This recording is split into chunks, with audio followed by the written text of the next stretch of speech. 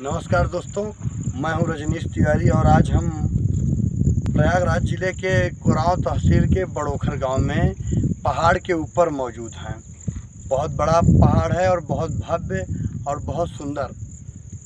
पर्यटन की दृष्टि से इसको काफ़ी खूबसूरत बनाया जा सकता है और हम योगी सरकार से ये मांग करेंगे अपने RTN 9 न्यूज़ चैनल के माध्यम से कि वो एक बार यहाँ पे पर्यटन के लिए अपनी टीम गठित करके भेजें और यहाँ की जांच करवाएं कि क्या पर्यटन की दृष्टि से ये क्षेत्र बेहतर है कि नहीं। पूरे जमुना पार में अगर प्रयागराज के जमुना पार क्षेत्र की हम बात करें तो सबसे बेहतर जगह यही है।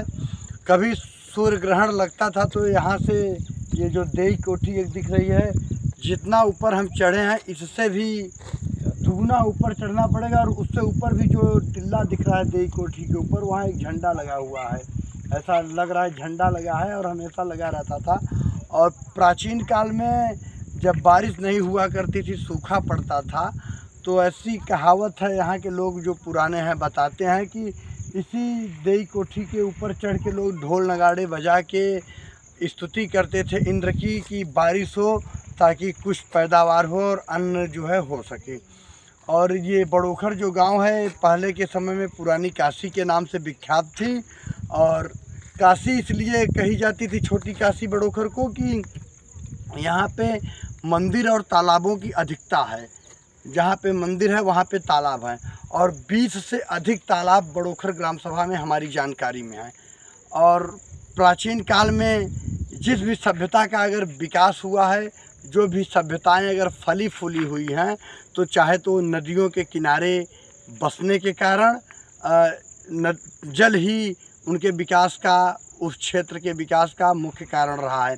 आज जो भी ज़िला है, हर ज़िले लगभग जल के या नदियों के किनारे ही इर्द गिर्द बसते हैं और उन्हीं का डेवलपमेंट होता। ऐसे ही कोरांव तहसील के बड़ोखर गांव में तालाबों का जखीरा बना हुआ, 20 तालाब बहुत मायने रखता है और उन तालाबों में पानी उस तरीके से नहीं पहुंच पाता।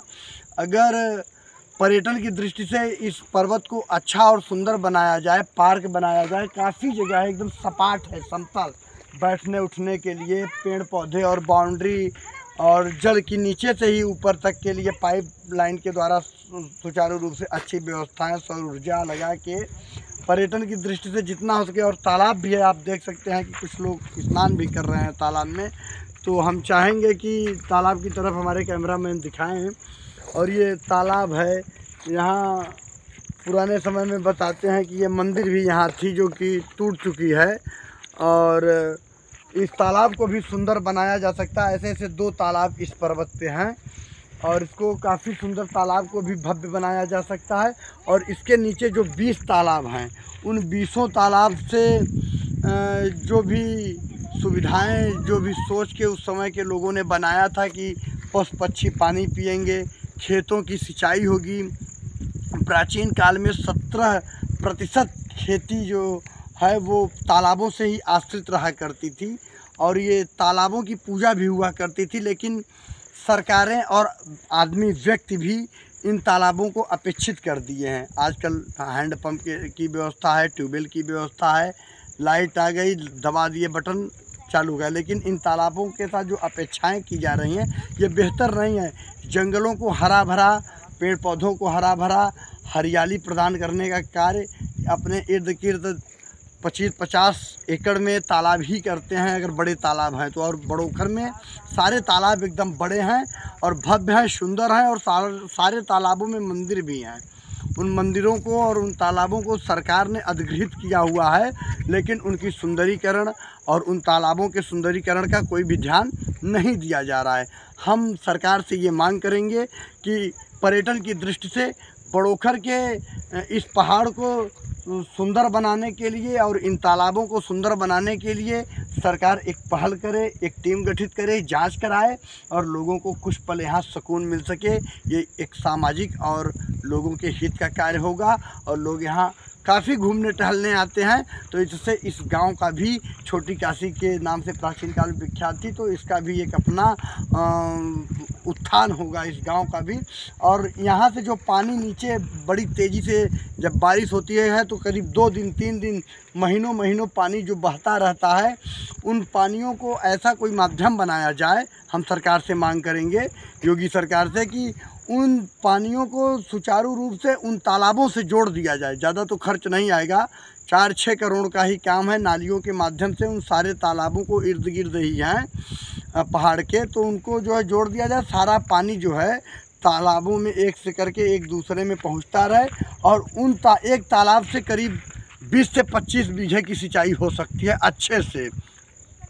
तो ऐसे 20 तालाब हैं तो कम से कम 200-250 एकड़ भूमि इन तालाबों से सिंचित की जा सकती है। लेकिन इसमें एक सरकार को अच्छी पहल करने की ज़रूरत है, और इस जगह पे काफ़ी खूबसूरत कार्य किए जा सकते हैं। तालाब को भी भव्य और सुंदर बनाया जा सकता है, और बाउंड्री बना के, पेड़ पौधे लगा के, और तमाम तरह की सुविधाएं मुहैया करा के, मंदिर मस्जिद गुरुद्वारा जो भी उचित हो सरकार उसको बना के पर्यटन की दृष्टि से यहाँ काम करे। लोग आते हैं, बैठते हैं, उठते हैं, आराम करते हैं। तो इस दृष्टि से ये बेहतर कार्य होगा, और इस गांव का भी विकास होगा। ये गांव अपने चरमोत्कर्ष, अपने ऊंचाइयों को छुएगा, जिसको प्राचीन काल में छू रहा था।